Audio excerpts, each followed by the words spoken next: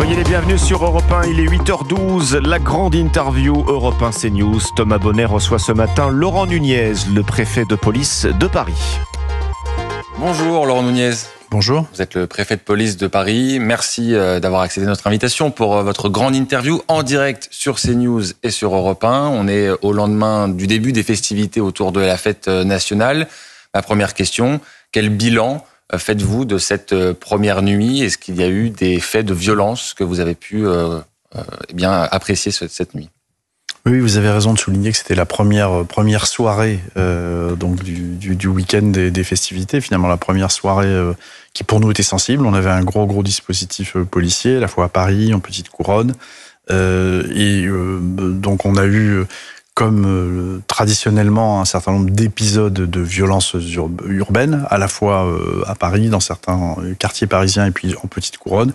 Et l'important dispositif policier que nous avions a permis de rapidement contenir ces violences qui ont pris la forme de tirs de mortier contre les forces de l'ordre, d'utilisation de mortiers, de tentatives de construction de barricades, ici ou là d'incendies de poubelles. Et très vite, les forces de l'ordre sont intervenues pour y mettre un terme, éteindre les feux de poubelle quand il y en avait, et puis surtout procéder à des interpellations. On a ce matin, pour toute l'agglomération parisienne, 176 interpellations. C'était 156 l'année dernière. Donc voilà, il y a eu une activité très soutenue, beaucoup de réactivité de la part des forces de l'ordre, comme nous le demandait le ministre d'État, ministre de l'Intérieur. Voilà, donc on fera le décompte tout au long de la journée. Quant au nombre de véhicules brûlés, le ministère communiquera. On attend toujours quelques heures. Ce qu'il y a eu un seul fait à signaler quand même, c'est un incendie d'un gymnase au Blanc-Ménil, dans le département de la Seine-Saint-Denis, par propagation. C'est-à-dire un véhicule a été incendié, et il s'est propagé malheureusement au gymnase, qui a été détruit. Voilà, c'est vraiment le fait notable de la nuit, incendie donc par propagation d'un véhicule qui s'est propagé au gymnase. Voilà. Pour le reste, il y a eu des interventions systématiques qui ont permis vraiment de contenir les violences urbaines, mais qui étaient bien au rendez-vous. Je tiens à le dire, elles étaient bien au rendez-vous. Moi, en tant que préfet de police, je ne parlerai pas d'une nuit calme. Il y a une nuit qui a été très active, et au cours de laquelle les policiers de la préfecture de police, des membres des compagnies républicaines de sécurité, les gendarmes mobiles se sont beaucoup engagés. Autre motif d'inquiétude de la soirée d'hier, c'était les éventuels rassemblements en marge du match du Paris Saint-Germain. Alors le Paris Saint-Germain a perdu cette finale. Il n'y a donc pas eu de faits notables à souligner de ce point de vue-là, de réaction à cet événement sportif? Non, le Paris Saint-Germain ayant perdu, donc il n'y a pas eu de rassemblement. De toute façon, comme vous le savez, s'il y en avait eu, nous les aurions dispersés.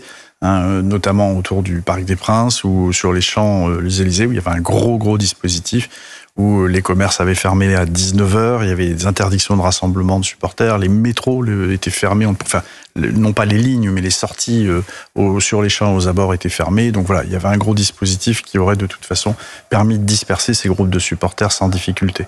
Un mot sur le dispositif qui a été mis en place pour ces 2 jours. 11 500 policiers et gendarmes mobilisés sur l'ensemble des 2 jours. Cette mobilisation va se poursuivre pour les heures à venir, notamment pour la soirée de ce soir, là aussi dans la crainte d'éventuelles violences. Absolument. Donc ce sont 2 jours de forte mobilisation des effectifs. 11 500, vous l'avez rappelé, sur les 2 jours. Avec ce soir, bien sûr, pour de nouveau, comme nous l'avons fait hier soir, contenir évidemment les violences urbaines, mais pas seulement aujourd'hui, puisqu'aujourd'hui nous avons le défilé dont il faut assurer la sécurité, donc où il y a grand nombre de forces qui sont engagées pour sécuriser le public qui va assister au défilé, pour sécuriser le défilé lui-même évidemment. Et puis il y a ce soir aussi un concert qui se tient sur le Champ de Mars, et qui sera suivi d'un spectacle pyrotechnique où on attend plusieurs dizaines de milliers de personnes, 60 000 sur le Champ de Mars, sans doute beaucoup autour sur l'espace public pour assister au spectacle pyrotechnique. Probablement que la place du Trocadéro, dans sa partie haute, sera remplie, et on aura du monde partout dans Paris ce soir. Donc il y a aussi un gros dispositif de sécurisation ce soir. Et puis, dans les quartiers ou dans certains quartiers parisiens de petite couronne, un dispositif de prévention des violences urbaines. À la lumière justement des faits de violence qui se sont déroulés cette nuit, est-ce que vous allez adapter d'une certaine manière le dispositif? Non, on ne va pas l'adapter. On était présent partout, le territoire était bien maillé. Chaque fois qu'il y a eu des jets de projectiles, des incidents, il y a eu des interventions immédiates des forces de l'ordre. Et encore une fois, avec un nombre important d'interpellations. Donc ça veut dire que les effectifs ont bien travaillé et on a pu contenir très vite ces violences urbaines, même si, je le redis, je déplore évidemment l'incendie du gymnase au Blanc-Ménil, dont l'enquête dira si c'est lié aux violences urbaines, mais on a de bonnes raisons de penser que c'est le cas. Dans le travail en amont qui a été effectué, il y a l'accent qui avait été mis sur les saisies de mortiers. Beaucoup de saisies ont été réalisées. Est-ce que ça a empêché d'avoir des tirs de mortier contre des forces de l'ordre ? Oui, alors ça a joué évidemment un rôle. Le ministre d'État, ministre de l'Intérieur Bruno Retailleau, nous avait demandé d'amplifier les contrôles par rapport à ce que nous faisions les années précédentes. C'est ce que nous avons fait, notamment partout en France, et c'est évidemment en particulier sur l'agglomération parisienne. On a multiplié les contrôles, on en a fait plus de 250. Contrôle de voies publiques, contrôle de véhicules, contrôle de commerces qui vendent ce type d'artifice. Rien que pour l'agglomération parisienne, et avec le concours également de l'administration des douanes, avec laquelle nous avons travaillé, on a saisi près de 15 000 mortiers au total. Donc, et encore aujourd'hui, des contrôles vont se poursuivre. 15 000 mortiers, c'est énorme. Et puis, dans la soirée d'hier aussi, donc il y a eu néanmoins usage de mortiers. Systématiquement, on a eu des interpellations et elles étaient suivies, quand c'était possible, de perquisitions qui nous ont permis encore de saisir hier soir des mortiers.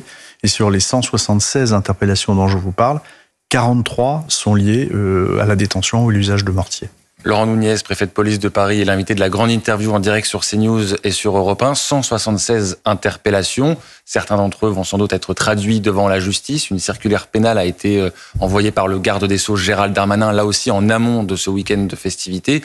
Est-ce que de votre côté, vous appelez à la plus grande fermeté quant à ceux qui se sont pris, par exemple, aux forces de l'ordre en tirant des mortiers vers les forces de l'ordre, justement ? Oui, non, bien sûr, on attend une grande fermeté des parquets, enfin des 4 parquets pour l'agglomération parisienne, le parquet de chacun des parquets de Paris, puis des 3 départements de Petite Couronne.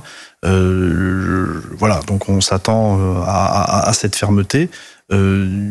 Qui est pour nous souvent au rendez-vous. Souvent, les magistrats appliquent les textes tels que l'état du droit tel qu'il est. Donc, effectivement, il y a sans doute un certain nombre de sanctions, notamment celles qui concernent la détention de mortiers ou l'usage de mortiers contre des policiers ou des gendarmes. Sans doute que les sanctions devraient être augmentées. Mais ça, voilà, je crois qu'il y a des réflexions et des débats en cours que nous, du côté de la police, on regarde, enfin, du côté du préfet de police, on regarde avec beaucoup d'attention. Mais les magistrats appliquent l'état du droit tel qu'il est. Et on est évidemment très content de voir que le ministre d'État, garde des Sceaux, a adressé une circulaire demandant beaucoup de fermeté au parquet.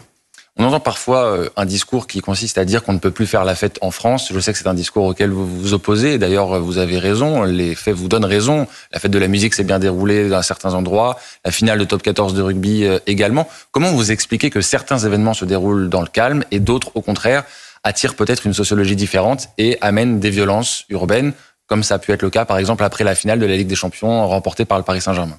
Oui, vous avez raison de comparer les finales de top 14, par exemple, ou les festivités autour de rugby, qui ne posent jamais de problème, en réalité, jamais de difficultés.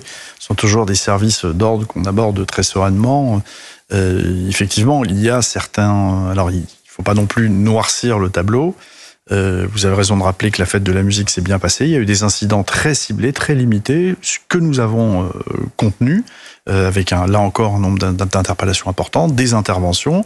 Le rôle des policiers, c'est d'intervenir quand il y a des actes délictueux. On ne peut pas forcément tout empêcher, faire en sorte que tout se passe bien.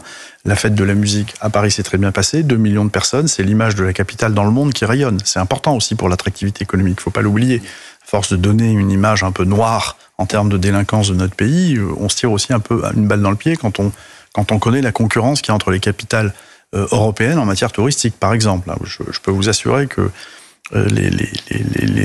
quand les faits, quand par exemple des grands événements comme la fête de la musique sont relatés tels qu'ils peuvent l'être par certains médias, je vous assure que c'est très relayé dans certains pays pour nuire justement à notre pays et à notre développement touristique. Bon, une fois que j'ai dit ça, la fête de la musique s'est bien passée, la finale de la Ligue des Champions un peu moins, parce qu'on n'a pas le même public. Voilà, on va pas se mentir. Sur la finale de la Ligue des Champions gagnée par le Paris Saint-Germain, on a vu un certain nombre de jeunes, notamment de jeunes de quartier, venir dans Paris avec une volonté affichée de procéder à des pillages, des vols, des dégradations, des attaques aux personnes, des attaques aux forces de l'ordre. Bon, force est de le constater. Nous, on a apporté une réponse évidemment extrêmement musclée, comme nous le demande le ministre d'État, ministre de l'Intérieur. C'était vrai aussi d'ailleurs le soir de la fête de la musique, sur le secteur Châtelet-Léal, où on avait des individus qui, à la fin de la nuit, ont essayé de piller des commerces. Voilà, on a parfois d'autres populations qui viennent dans le centre de Paris, et notamment pour commettre des exactions. Encore une fois, c'est une population qui est très minoritaire, il faut vraiment le dire, et nous sommes là pour empêcher ces exactions. Et voilà, on n'a pas toujours le même public. Je voulais vous entendre sur une affaire qui s'est produite ce week-end à Mantes-la-Jolie. Alors d'abord à Neuilly-sur-Seine, un équipage de la BAC qui veut interpeller 3 suspects qui sont suspectés justement d'avoir volé un 2 roues, qu'ils l'ont mis dans un fourgon. S'engage alors une course-poursuite qui les mène jusqu'à Mantes-la-Jolie. Et lorsqu'ils arrivent à la cité du Val-Fouré, l'équipage de la BAC est pris pour cible par une quarantaine d'individus qui visiblement avaient été prévenus, avaient été rameutés, qui leur ont lancé des projectiles. Il y a même des impacts qui ressemblent à des impacts de balles. Alors l'enquête le dira. Mais de quoi cette violence est-elle le nom ? Un équipage de la BAC, un équipage de police qui est visé avec une forme d'organisation qui laisse supposer quand même un vrai niveau d'organisation et ils avaient été prévenus. Il n'y a pas forcément d'organisation. D'abord, c'est effectivement une affaire qui part de l'agglomération parisienne. Ce sont des effectifs, mes effectifs, qui poursuivent un véhicule, refus d'obtempérer, un véhicule qui avait, je crois, commis un vol de moto, donc un fourgon avec une moto qui était à l'intérieur, qui avait été volée. Donc, les effectifs avaient des traces de géolocalisation et donc ont poursuivi ce véhicule qui n'a à aucun moment obtempéré, à aucun moment. Et puis effectivement, c'est retrouvé dans le 78. À ce moment-là, les effectifs de police des Yvelines se sont joints à ceux de la préfecture de police. Généralement, les services, évidemment, vous l'imaginez, se parlent sur les ondes et donc il y a des colonnes d'effectifs qui ont convergé pour interpeller les auteurs, et il y a eu une prise à partie, ce qu'on appelle une prise à partie de groupes de jeunes qui se sont opposés à l'interpellation. Ce que je veux vous dire d'abord, c'est que force reste à la loi. On a des armes intermédiaires, des grenades lacrymogènes, des LBD, le fameux LBD, des grenades assourdissantes qu'on utilise pour récupérer de toute façon les auteurs d'infractions. Et il y a souvent des prises à partie. Mais il y a souvent des prises à partie. Ce qui a été rendu public à Mantes-la-Jolie, parce qu'il y a eu un écho important, ça arrive malheureusement dans l'agglomération parisienne presque tous les soirs. Quand il y a des interpellations sur des points de deal, de trafiquants, il n'est pas rare que spontanément, des groupes de jeunes ou de moins jeunes s'agrègent pour empêcher l'interpellation. Il faut faire usage des armes intermédiaires pour pouvoir extraire les individus et quand même les interpeller. Et dans la plupart des cas, on les interpelle. Voilà. Et ce que je veux dire par là, c'est saluer le courage des policiers qui vont au contact, qui interpellent et qui souvent sont pris à partie. Et c'était encore vrai cette nuit. Dans le cadre des violences urbaines, il y a eu des interventions de policiers pour des jets de mortier. Ici, là, parce que des jeunes avaient ouvert une borne à incendie. Et quand ils interviennent, ils sont pris à partie, ils ripostent, et force reste toujours à la loi. De quoi ce phénomène est-il le nom, monsieur le préfet ? C'est-à-dire que vous avez quand même des gens qui s'organisent et qui voient les forces de l'ordre visiblement comme des adversaires, des rivaux, voire des ennemis. C'est évidemment ce qui est très inquiétant. C'est que ces personnes s'opposent à l'interpellation de délinquants. C'est ce que ça veut dire. Vous savez, quand vous avez des interpellations pour les rodéos, vous avez vu, j'ai vu sur certains médias, on dit que les rodéos augmentent. C'est surtout l'activité de la police qui augmente. Le ministre d'État, le ministre de l'Intérieur nous a demandé de faire plus de contrôles rodéo. On en fait, on interpelle plus. C'est surtout ça qui augmente. Mais souvent, sur les interpellations de rodéo, il y a des prises à partie pour empêcher l'interpellation du motocycliste et pour récupérer la moto en même temps. Et donc, c'est systématique. Et chaque fois, on apporte une réponse ferme. Mais effectivement, ça traduit quand même une volonté de s'opposer à l'action des forces de l'ordre, alors même qu'elle est faite au bénéfice des habitants des quartiers pour les débarrasser des délinquants. Un dernier mot, il a été question hier dans le discours du président de la République du contexte international, des menaces qui pèsent sur la France aujourd'hui, la menace russe, la menace du terrorisme islamiste aussi. Est-ce que dans ce contexte, vous avez une préparation différente, à la hauteur aussi des niveaux de menaces qui sont face à nous en ce moment ? Oui, bien sûr. Enfin, le ministre d'État, ministre de l'Intérieur l'a encore rappelé récemment. C'est d'abord le travail des services de renseignement. On travaille évidemment en amont.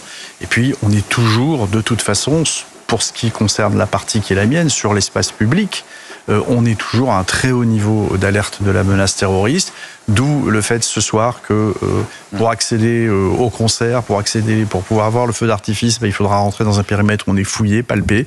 Pour accéder au défilé ce matin, voir le défilé, c'est la même chose, on sera fouillé, palpé.